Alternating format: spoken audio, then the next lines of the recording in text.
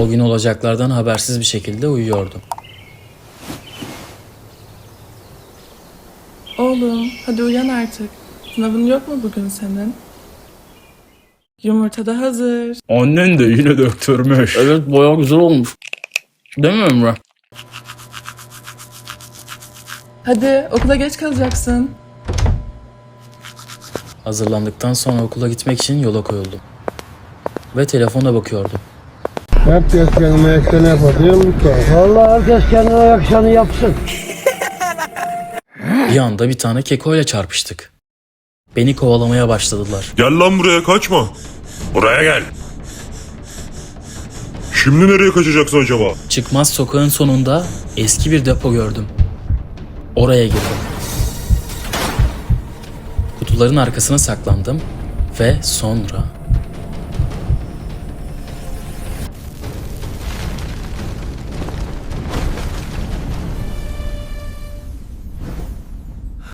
Devamı gelecek.